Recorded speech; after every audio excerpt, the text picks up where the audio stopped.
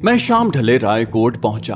बाबूजी घर पर नहीं थे, किसी मीटिंग में गए हुए थे। मेरी आमद का सुनते ही पूनम मेरे कमरे में मुझसे मिलने चली आई। नमस्कार, उसने अपने दोनों हाथ सीने पर बांधे। मेरे जहन में अजंता की वो तस्वीर उभरी जिसमें पार्वती ने अपने दोनों हाथ इसी तरह सीने पर बांधे हुए थे। उसकी सुरमगी आंखों के गहरे पानियों में मैं डूब गया। पूनम को देखते ही एक अजीब सा सुरूर, एक तमानियत, एक गंभीर से सुकून का एहसास होने लगता। उसके हुस्न में एक तकद्दुस था, रख रखाव में एक हिजाब। वो ऐसी ही हसीन थी जैसे क्रिसमस कार्ड पर बने हुए खूबसूरत फरिश्ते होते हैं। उसे देखकर मुझे स्कूल के जमाने में पढ़ी वर्ड्सवर्थ की सारी नज़में याद आ जाती। उसे बातें करते हुए मुझे यूं मालूम होता था जैसे मैं रास्ता भूलकर परियों के देश में आ निकला हूँ। वो लम्हे अमर हो जाते जो उसके साथ गुजरते। उसने शिकायत भरे लहजे में कहा, कहाँ गायब रहे श्रीमान जी इतने रोज। मैं उसे क्या बताता। मेरा जी चाहता था उससे कह दूं कि मैं उससे बचकर कहाँ जा सकता हूँ। उसके तसव्वुर से छुटकारा मेरे लिए कब मुमकिन है, लेकिन रोबे हुस्न था कि उसे कहने को बात बदल जाती। मैंने कहा, जरा तबीयत खराब थी, चोट लग गई थी, सोचा तुम लोगों को परेशान क्यों करूं। उसने बेचैनी से कहा, कहाँ लगी चोट। मैंने अपने दिल पर हाथ रखते हुए कहा, यहाँ। पूनम लज्जा गई। धनक रंग उसके गालों पर कौसो कज़ाह की तरह फैल गए। उसकी हया आलूद नजरें झुक गईं। बोली, आपको तो मजाक के अलावा कुछ सूझता ही नहीं, मैं चाय लाती हूँ आपके लिए। उसने नजरें झुकाईं और बाहर चली गई। पूनम वापस आई तो मैं कपड़े तब्दील कर चुका था।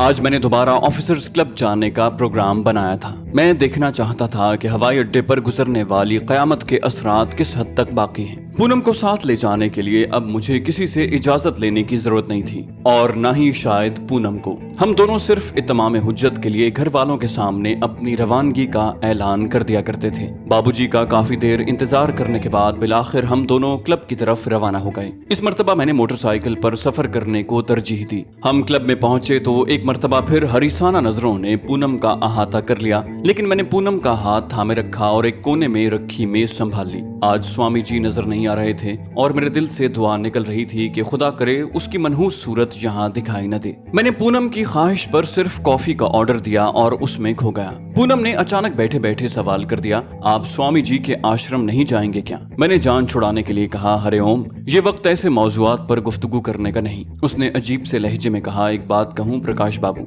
मैंने उसकी आंखों में झांकते हुए कहा, अगर स्वामी की बात करनी है तो ना कहना, हाँ और कोई बात हो तो कह डालो। बोली, न जाने मुझे कभी कभी ये एहसास क्यों होने लगता है कि आप वो नहीं जो नजर आते हैं। उसकी इस बात ने एक लम्हे के लिए तो सनसनी की एक लहर मेरी रीढ़ की हड्डी में दौड़ा दी। मैंने लहजा शोख बनाए रखा, क्या लगता है? बोली, कुछ भी, मैं शायद वजाहत न कर पाऊं, मुझे आपकी तरह बड़े बड़े लफ्ज बोलने नहीं आते। बस मुझे तो यूं लगता है जैसे पिछले कई जन्मों से मुझे आपका इंतजार था और अब तो मन का सूना नगर बसता नजर आता है। लेकिन ये कैसा जज्बा है जो मेरे अंदर ही अंदर मुझे मेरी कम मायगी का एहसास दिलाता रहता है। न जाने मुझे क्यों विश्वास नहीं होता कि मैं आपको कभी पा सकूंगी। उस लम्हे उसकी बात ने मुझे भी जज्बाती कर दिया था। मैं महसूस कर रहा था कि वो पिछले कई रोज से मुझसे कुछ कहना चाहती है लेकिन कह नहीं पाती। अब शायद मेरे 5 रोज तक बगैर इत्तला दिए गायब रहने की वजह से उसको महमेज लगी थी और उसने अपना लावा उगल दिया था। मैं उसे कैसे बताता कि दिल की नगरी का दस्तूर ही निराला है। यहाँ सबसे पहले आने वाला मुसाफिर ही उसका मालिक बन बैठता है। जिस कैफियत का वो शिकार थी मैं भी उसी आग में जल रहा था। पूनम से मेरी मोहब्बत उस बुलबुले की मानिंद नहीं थी जो नदी की सतह पर एक लम्हे के लिए नमूदार होकर गायब हो जाए। उसमें तो दरिया जैसी गहराई थी। उसकी तपिश तो मुझे कभी भी जला सकती थी। हम दोनों एक दूसरे की लगाई हुई आग में जल रहे थे। मैंने दिल पर जबर करके मुस्कुराते हुए कहा, एक तो मुझे ये समझ नहीं आती कि तुम हमेशा मनफी नुक्ता नजर से क्यों सोचती हो। वो बोली, अच्छा हमारे साथ वैष्णो यात्रा जरूर चलिए। बाबूजी आपको मना तो करेंगे लेकिन मेरे लिए वहाँ मांगने वाली हर मन्नत पूरी होती है। मैंने उसका दिल रखने के लिए हाँ कर दी। अजीब बात तो ये थी कि क्लब में अभी तक किसी के मुंह से मैंने हवाई अड्डे पर होने वाले वाक़े के मुताल्लिक कुछ नहीं सुना था, या फिर उन लोगों को सख्ती से हिदायत की गई थी कि इस वाक़े का जिक्र किसी से न करें, क्योंकि भारतीय सिक्योरिटी कम से कम इतनी मजबूत नहीं थी कि वो ऐसी बात की हवा किसी को लगने ही न देती। नए स्क्वाड्रन्स की आमद, अफसरान के तबादले, शिकायतें, नए नए इंकशाफात और मुख्तलिफ स्कैंडल्स जिनका मौजू ज्यादातर यही होता था कि फलां अफसर की बीवी फलां कैडेट से पींगे बढ़ा रही है, ये थे वो मौजुआत जिन पर उमूमन यहाँ गुफ्तगू सुनने को मिलती थी। हम अगरचे दूसरी मर्तबा क्लब में आए थे लेकिन अभी वहाँ के मुस्तकिल बैठने वालों ने पूनम को नहीं भुलाया था। उनके लिए बायसे हसद बात यह थी कि आला फौजी अफसरान के होते हुए आखिर एक सिविल लड़के से पूनम की दोस्ती चेमानी दारत। क्योंकि आला फौजी अफसरान की जहनी तरबियत ही कुछ इस अंदाज में की जाती है कि कम से कम लड़कियों की हद तक वो खुद को बिला शिरकत गैरे अपनी मिल्कियत जानते हैं। अजब बात के भारत में आज तक मार्शल लॉ न लगने के बावजूद वहाँ फौज के खिलाफ खासी नफरत पाई जाती है। खुसूसन पुलिस और फौज के दरमियान तसादुम और तल्ख कलामी तो आए रोज अखबारात में पढ़ने को मिलती है। हमें बैठे हुए अभी बमुश्किल आधा घंटा ही गुजरा था जब मैंने एक स्मार्ट ब्राह्मण ऑफिसर को अपनी मेज की तरफ बढ़ते देखा। वो सिविल कपड़े पहने हुए था। उसने बड़े मुअद्दब लहजे में पूछा, अगर आपकी इजाजत हो तो। मैंने खुश इखलाकी का मुजाहरा करते हुए कहा, क्यों नहीं क्यों नहीं। उसने मुझसे मुसाफा करते हुए कहा, फ्लाइट लेफ्टिनेंट राजकुमार। मैंने पूनम की तरफ इशारा करते हुए कहा, प्रकाश और पूनम। पूनम ने हाथ मिलाने से बचने के लिए पहले ही हाथ बांध दिए थे। क्लब में आने वाली किसी भारतीय नारी से ये उम्मीद तो कम ही होती थी कि वो शर्मो हया का मुजाहरा करे, लेकिन ये भी मुमकिन था कि कभी कभी कोई भारतीय महिला भी आ जाती, जिसके मुतालिक उमूमन वो लोग यही अंदाजा लगाते थे कि खुल जाएंगे 2-4 मुलाकातों में। 2-4 रिवायती बातों के बाद हम बेतकल्लुफी से आपस में गुफ्तगू करने लगे। मैंने उसे बताया कि हम तो क्लब को वाहिद शरीफाना तफरीगाह समझकर यहाँ आते हैं, क्योंकि दूर नजदीक और कोई जगह बैठने की नहीं मिलती। पूनम को मैंने अपनी मंगेतर बताया। इस तारुफ ने ही राजकुमार के अरमानों पर ओस डाल दी थी, लेकिन वो जल्दी हथियार फेंकने वाला दिखाई न देता था। उसने मुझे बड़ी पुरखुलूस दावत दी, आप लोग कभी मेस में आइए ना, अंधे को क्या चाहिए 2 आंखें। मैंने एक आध फिक्रे में अपनी लुधियाना मसरूफियत का रोना रोकर उसकी पुरखुलूस दावत का शुक्रिया अदा करते हुए उससे वादा किया कि मैं जरूर आऊंगा। फ्लाइट लेफ्टिनेंट राजकुमार की दरखास्त पर हमने एक मर्तबा फिर उसकी मंगवाई हुई कॉफी पी। कॉफी की चुस्कियां लेते हुए वो बातें तो बज़ाहिर मुझसे कर रहा था, लेकिन उसकी नजरों ने पूनम को अपने हिसार में ले रखा था। पूनम को सख्त कोफ्त हो रही थी। वो औरत थी, इसलिए मर्द की हरीस निगाहों का मुझसे ज्यादा बेहतर अंदाजा लगा सकती थी। मैंने बिलाखिर मतलब की बात पर आते हुए कहा, मुझे आपकी मार्शल लाइफ बहुत पसंद है। उसने मेरी बात से खुश होते हुए कहा, शुक्रिया, आप लोग आइए तो आपको कुछ दिखाएं। मैं एरोनॉटिकल इंजीनियर हूँ। करीबन 11 बजे रात तक हम लोग बातें करते रहे। मैं उसे हेर फेर कर एयरफोर्स की तरफ ले आता। दौरान गुफ्तगू मैंने उसको इस बात का एहसास नहीं होने दिया था कि फौज की तंजीम के मुतालिक मामूली सी मालूमात रखता हूँ, क्योंकि हम जंग के मौजू पर बात कर रहे थे। इसलिए राजकुमार के सामने मुझे अपने मुल्क के खिलाफ खूब जहर उगलना पड़ता था। जवाब में मुझे इंतहाई अहम मालूमात हासिल हो रही थी। जदीद तरीन एयर कंट्रोल सिस्टम, भारतीय फजाइया के दिफाई इक़दामात, हमला करने की सलाहियत का अंदाजा वगैरह वगैरह। 11 बजे के करीब जब वो टॉयलेट जाने के लिए उठा तो पूनम ने सुख का सांस लिया। इस असना में वो जबरदस्ती हमारी गुफ्तगू में सिर्फ हूँ हाँ करती रही थी। उसने हाथ बांधते हुए कहा, परमात्मा के लिए अब इस मुसीबत से जान छुड़ाइए और घर चलिए। मैंने कहा, इखलाक भी किसी चीज का नाम है, और फिर इस बेचारे ने हम पर 20-25 रुपए जाया किए हैं। इसे कम से कम जी भर कर अपना दीदार तो करने दो। मेरी बात पर फिर पूनम लज्जा गई। राजकुमार वापस आया तो हम जाने के लिए तैयार थे। मैंने मजीद वक्त उसकी अच्छी सोहबत में न गुजारने पर माजरत की और उससे इजाजत ली और हम उठ गए। फ्लाइट लेफ्टिनेंट राजकुमार हमें बाहर तक छोड़ने आया था। आखिरी लम्हे तक पूनम को हसरत भरी निगाहों से देखता रहा। अब तो मैं भी रकाबत महसूस कर रहा था। सर्दी में खासा इजाफा हो गया, लेकिन पूनम की हमराही ने मुझे सारे रास्ते ठंडक का एहसास न होने दिया। खामखा मैं किसी की नींद गारत नहीं करना चाहता था, इसलिए घर से कुछ फासले पर मोटरसाइकिल का इंजन बंद कर दिया। घर में दाखिल होते वक्त मैंने खासी एहतियात से काम लिया था। मेरी मुतवक्के आमद के पेश नजर माता जी ने दरवाजा खुला रखा था। पूनम दूसरे दरवाजे से अपने घर चली गई। मैं अंदर दाखिल हुआ तो चौंक पड़ा। बैठक की लाइट जल रही थी। उमूमन उस वक्त लाइट नहीं जला करती थी और सारे घर वाले 10 बजे ही लंबी तान कर सो जाया करते थे। बाबूजी रात को देर गए घर जरूर आया करते थे, लेकिन उन्होंने घर में कभी इतनी रात गए तक काम नहीं किया था। उमूमन उनकी मीटिंग्स उनके दफ्तर में ही हुआ करती थी। शायद कोई मेहमान हो, मैंने सोचा, लेकिन ऐसा कौन सा मेहमान था जिसकी आमद की खबर मुझे न होती, क्योंकि इस दौरान मेरी कोशिश यही रही थी कि इस घर में आमदोरफ्त रखने वाले हर शख्स के मुतालिक मुझे मालूमात होनी चाहिए, मुबादा कोई मेरी लाइल्मी में मेरे लिए खतरा न बन जाए। मेरा फितरी तजस्सुस था या मेरे बिजनेस का तकाजा कि मैंने छुप कर वहाँ मौजूद लोगों की गुफ्तगू सुनने का इरादा कर लिया। घर के बाकी तमाम लोग लंबी तान कर सो रहे थे। सर्दियों की वजह से बैठक का दरवाजा बंद था। अंदर शायद किसी मामले पर गर्मा गर्म बहस हो रही थी। मैं बिल्ली की तरह बगैर आवाज पैदा किए पंजों के बल आगे बढ़ा और नीमवा दरवाजे से कान लगा दिए। वो लोग किसी पुलिस अफसर को कत्ल करने के तरीकेकार पर बहस कर रहे थे।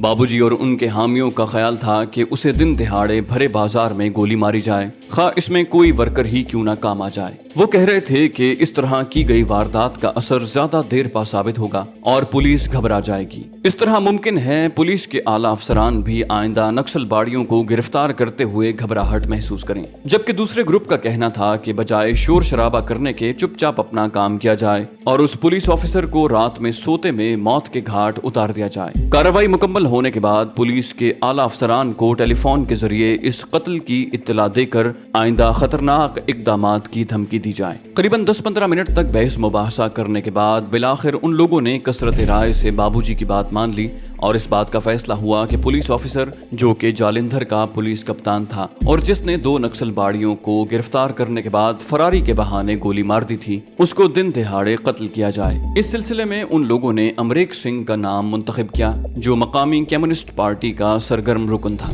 मैं चुपचाप वापस चला आया। इस वारदात के लिए उन्होंने 10 दिन बाद की तारीख मुकर्रर की थी क्योंकि वो अफसर जिसे गोली मारनी थी उन दिनों देहरादून गया हुआ था। बाबूजी और उनके साथियों के मुतालिक सोचता मैं सो गया। सुबह पूनम ने आकर मुझे जगाया। आज चूंकि छुट्टी थी इसलिए वो घर पर ही थी। बाबूजी से नाश्ते पर मुलाकात हुई। उन्होंने बेतकल्लुफी से पूछा, कब आए थे यार? मैंने मुस्कुराते हुए कहा, आप उस वक्त मसरूफ थे। एक लम्हे के लिए बाबूजी के चेहरे का रंग बदला लेकिन फिर वो संभल गए। बोले, बस क्या बताऊं, कल तुम्हारे जाते ही कुछ दोस्त आ गए थे। वो लोग बजिद थे कि आज मेरे घर ही ताश खेलेंगे। मैंने तुम्हारी माता को सोते देख कर हाँ कर दी। क्या करूं यार, वो लोग पहले ही कहते हैं मैं बीवी से डरता हूं। मैं भी उनके साथ उनकी बात पर हंस पड़ा। मैंने फिलहाल इस मामले को जूं का तूं रखने का फैसला किया। माता जी ने मुझे अपनी तरफ मुतवज्जे किया, बेटा हम लोग वैष्णो यात्रा पर जा रहे हैं, अब जिंदगी का कोई भरोसा नहीं। सोचती हूँ जीते जी वैष्णो यात्रा कर लूं। मैंने फौरन उनकी हाँ में हाँ मिलाई, जरूर कीजिए। कुदरत ने बैठे बिठाए मुश्किल जो आसान कर दी थी।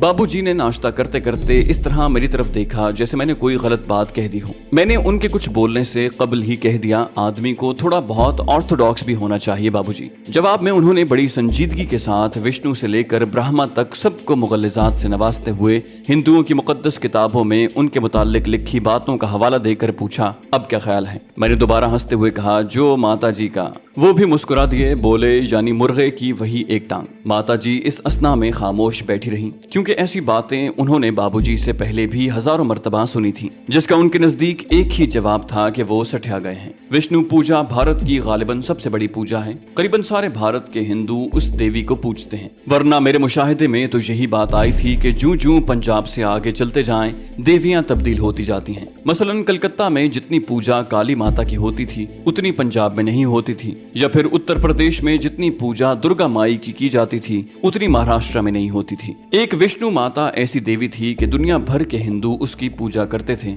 वरना हर एक का अपनी मर्जी का भगवान था। बाबूजी ने मुझे माताजी और पूनम के साथ भेजकर अपनी दानिस्त में अपनी जान छुड़ा ली, जबकि प्रकाश ने भगवान का शुक्र अदा किया था कि वो शदीद सर्दी से बच गया है, वरना कश्मीर की बर्फीली हवाएं तो हड्डियों में घुस जाती हैं। सालिग्राम बेचारे को हस्बे मामूल छुट्टी नहीं मिली थी, पर पिंटू को बाबूजी ने ये कहकर रोक लिया था, इस पर माता का साया न पड़े तो बेहतर है। इतनी सर्दी बेचारा कहाँ बर्दाश्त करेगा। खुद पिंटू भी पहाड़ों में पैदल चलने से खौफजदा था। उसकी ख्वाहिश तो बस यही थी कि बाबूजी उसे प्रकाश अंकल के पास लुधियाना छोड़ाएं। हम चारों तेजी से लुधियाने से बस के जरिए जम्मू जा रहे थे, जहां से आगे हमें कटड़ा जाना था, जो पहाड़ों के दामन में एक वादी है जिस तक पहुंचने के लिए इंतहाई दुश्वार गुजार रास्तों से गुजरना पड़ता है। करीबन शाम के वक्त हम पठानकोट पहुंचे। रास्ते में जगह जगह भारतीय अफवाज के कैनवॉय गुजरते नजर आए। सारे भारत पर जंगी जुनून तारी था। खुसूसन पठानकोट के गिरदोनिवाह में तो सरहदी इलाके होने की वजह से चप्पे चप्पे पर हिफाजती इकदामात किए गए थे।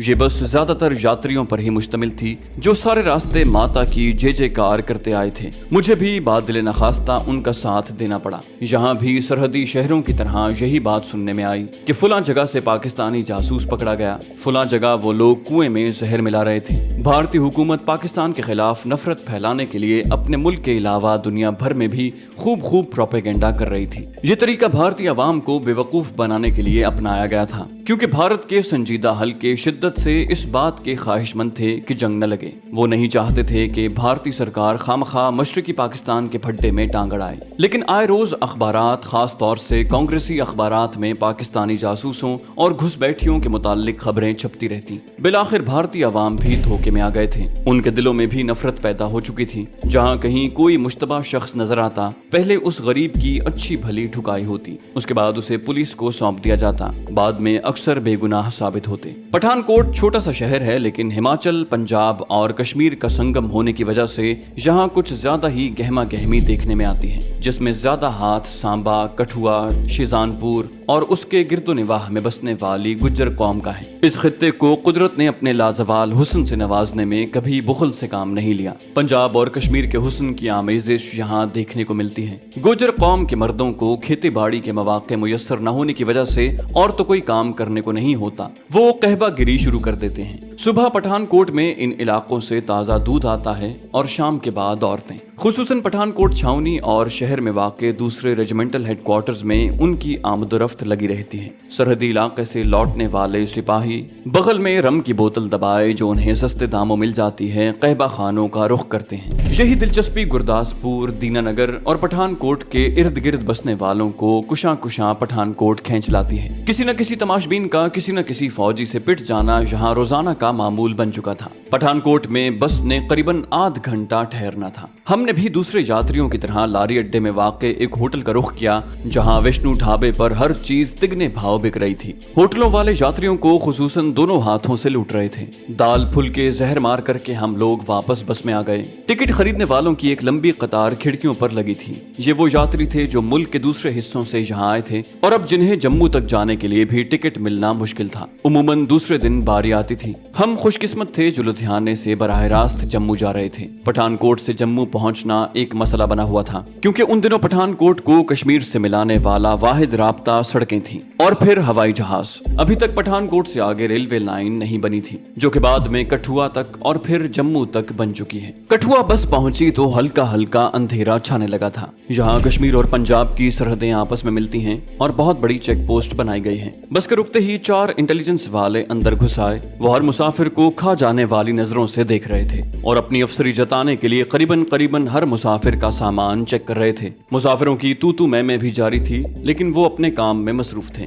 मैं और पूनम माता और मौसी जी की पिछली सीट पर बैठे हुए थे। पूनम खिड़की की तरफ बैठी थी। उसने इंटेलिजेंस वालों को देखते ही अपना रुख मोड़ लिया और बाहर की तरफ देखने लगी। ये बाबूजी की तरबियत का असर था या फिर पूनम का अपना कोई कॉम्प्लेक्स। हालांकि उसका सगा भाई फौज में मुलाजिम था, उसे फौज से कोई खास उन्स नहीं था। उसने नागवार लहजे में आहिस्ता से कहा, क्या मुसीबत है इन कमबख्तों को भी यहाँ आना था। मैंने उसे चिढ़ाने के लिए कहा, तुम आखिर इन्हें इतना बुरा क्यों समझती हो? भाई देश के रखवाले हैं ये लोग, हमारी रक्षा करते हैं। उसने मुस्कुराते हुए कहा, भाड़ में गए ये और इनकी रक्षा, आपको तो बस मौका मिले इनकी तारीफ करने का। थोड़ी देर बाद वो लोग अपना काम मुकम्मल कर चुके थे। कठुआ से जम्मू तक शायद ही सड़क कहीं खाली नजर आती थी। रास्ते में जगह जगह भारतीय मुसल्लह अफवाज के कैनवाय नजर आ रहे थे। सड़क के किनारे कई मकामात पर उन्होंने मोर्चे खोदे हुए थे, जिनमें से तैयारा शिकन तोपें साफ झांक रही थी। अपने असलहे और मोर्चों को उन्होंने इस तरह कैमोफ्लाज किया हुआ था जैसे वो जंग लड़ रहे हों। जहां कहीं रास्ते में क्रॉसिंग आता,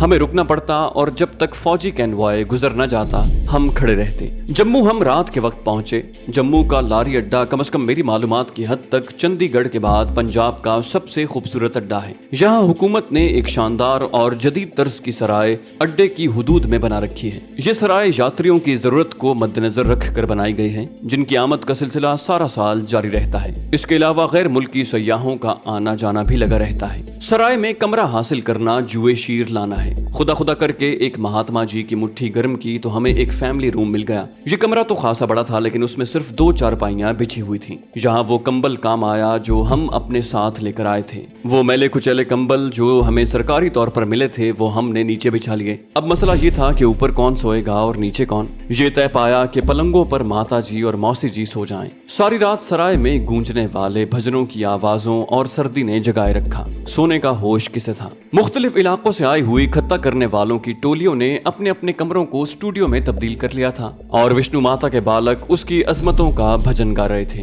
सारी रात मैं जागता रहा। सुबह थोड़ी देर के लिए उस वक्त आंख लगी जब पूनम ने अपनी गर्म शॉल मुझ पर जबरदस्ती डाल दी। वो करीबन आधी रात के बाद दोनों बूढ़ियों के साथ भजन कथा सुनने चली गई थी। वापसी पर उसने मुझे बेदार पाया। क्योंकि सुबह बहुत सवेरे उठकर ही टिकट मिलने की कोई उम्मीद थी, वरना तो लोग खिड़कियों के सामने ही डेरे डालकर बैठ जाते थे। टिकट का हुसूल जहां पहले से भी ज्यादा मुश्किल दिखाई देता था। पूनम ने जब मुझे वापसी पर भी जागते पाया तो उसे शर्मिंदगी महसूस होने लगी। आखिर उसके कहने पर ही तो मैं चला आया था। उसने माता और मौसी जी का बिस्तर समेटते हुए पूछा, क्या सोच रहे हो श्रीमान जी? मैंने मुस्कुराते हुए कहा, सोचता हूँ बाबूजी के धर्म के मुतालिक विचार कुछ ठीक ही हैं। उसने मेरी तरफ मुड़ते हुए कहा, हाय राम, माता के चरणों में बैठकर ऐसी बातें। रात को जागते रहने से उसकी आंखों में हल्की हल्की सी सुर्खी झलक रही थी। मैंने कहा, जानती हो मैं यहाँ क्यों आया हूँ? पूनम की हैरतज़दा आंखें मुझ पर जमी हुई थीं। वो बहुत कुछ जानना चाहती थी। मैंने उसे कहा, तुम्हारे लिए, तुम जो मेरी पार्वती हो। माता और मौसी जी करीबी मंदिर से पूजा पाठ करके वापस आ गईं।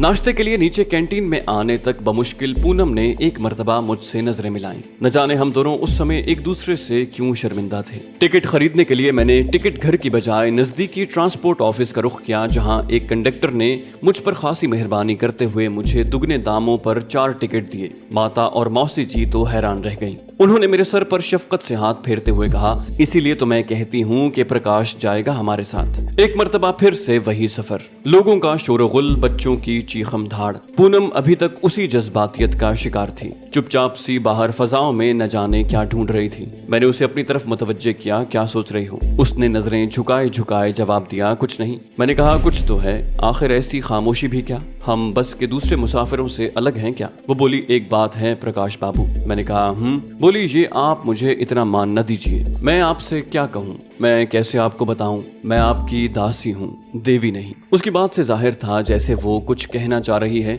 लेकिन कह नहीं पा रही। तो दोस्तों, ये थी हमारी आज की एपिसोड। उम्मीद करते हैं आपको हमारी कहानी पसंद आई होगी। जाने से पहले इस वीडियो को लाइक कीजिए और शेयर करना मत भूलिए।